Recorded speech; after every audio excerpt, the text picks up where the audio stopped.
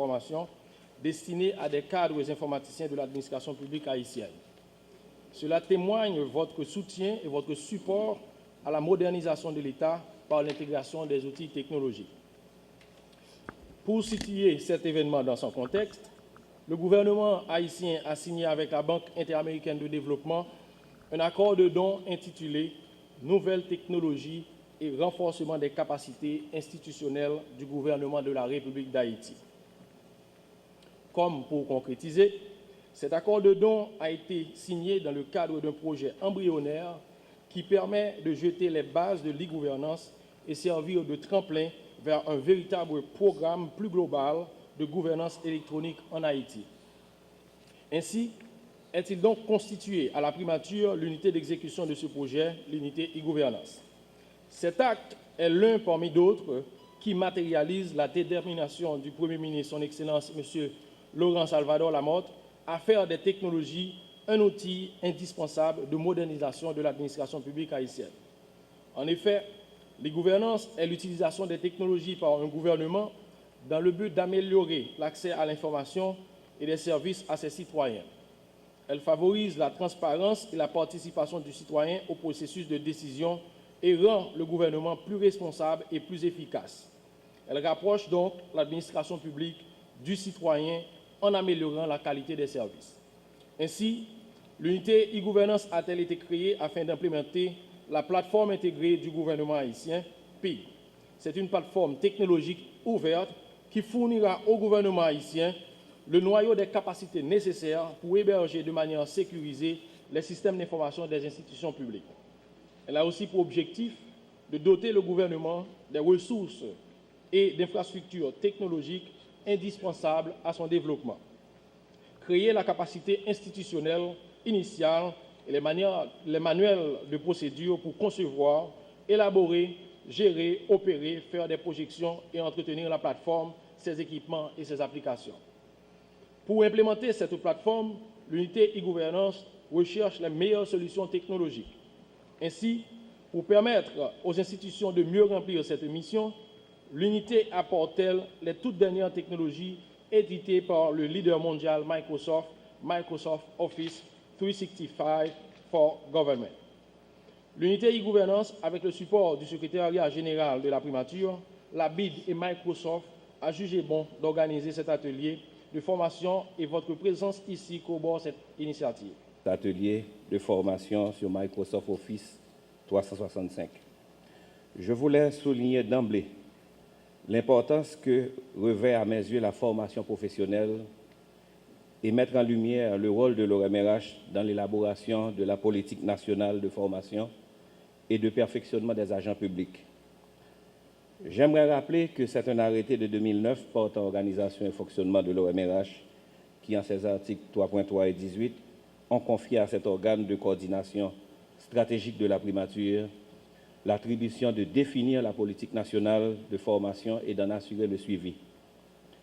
Cette politique nationale de formation, mesdames et messieurs, vous sera très bientôt présentée, mais permettez-moi de vous préciser d'ores et déjà ses objectifs fondamentaux. Assurer le développement et le renforcement des compétences nécessaires aux agents publics afin d'accroître leur performance et augmenter leur productivité.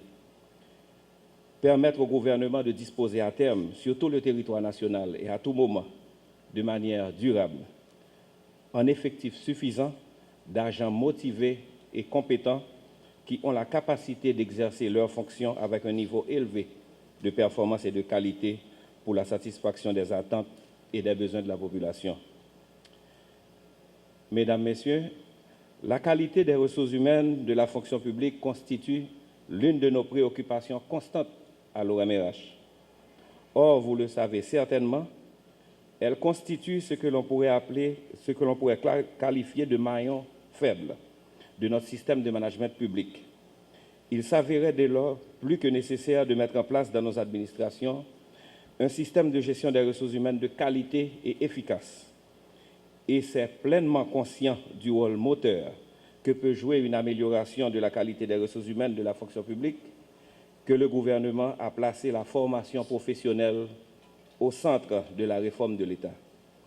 Vous pouvez comprendre Monsieur le coordonnateur de l'unité e-governance, combien nous apprécions la tenue de cet atelier de formation sur Microsoft Office 365 et permettez-nous de vous féliciter de cette initiative.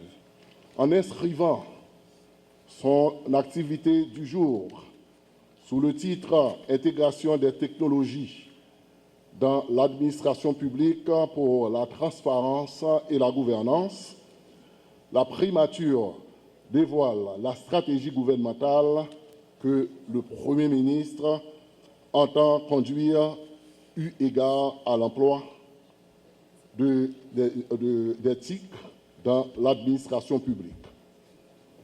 C'est donc en toute conscience et fort d'une volonté farouche de réforme de l'administration publique que le Premier ministre a fait le choix de mettre au profit l'éthique dans le sens du concept défini par Mizu Raka afin de se donner les moyens de sa politique visant à disposer des institutions de services publics performants, transparents, qui facilitent la communication et des échanges avec les citoyens, stimulent leur participation et leur collaboration dans l'élaboration de politiques publiques et la prise de décisions politiques, la mise à exécution et la surveillance des projets gouvernementaux et enfin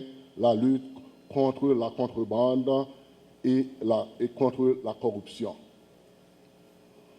La nécessité d'une telle politique a été reconnue et soutenue par nos partenaires.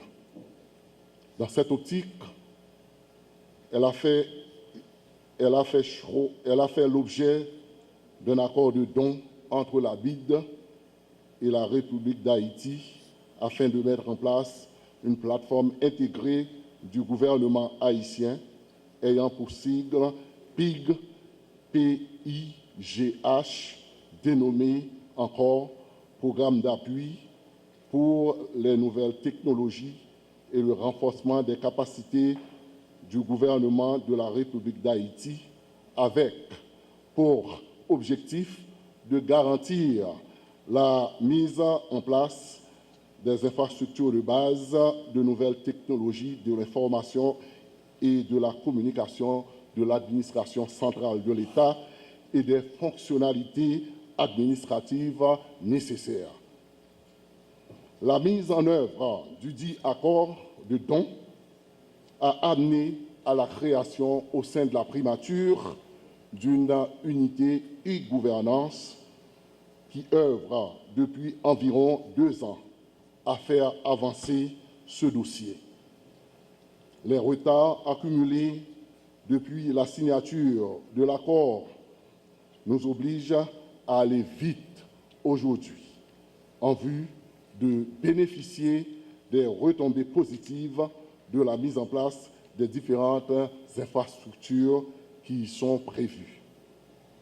Dans cette perspective, le personnel des différentes structures électroniques ou informatiques de l'administration publique invité à recevoir la formation qui nous réunit ce matin a pour devoir de se montrer réceptif à l'activité du jour et de s'engager à s'approprier du programme en vue de garantir sa pleine exécution.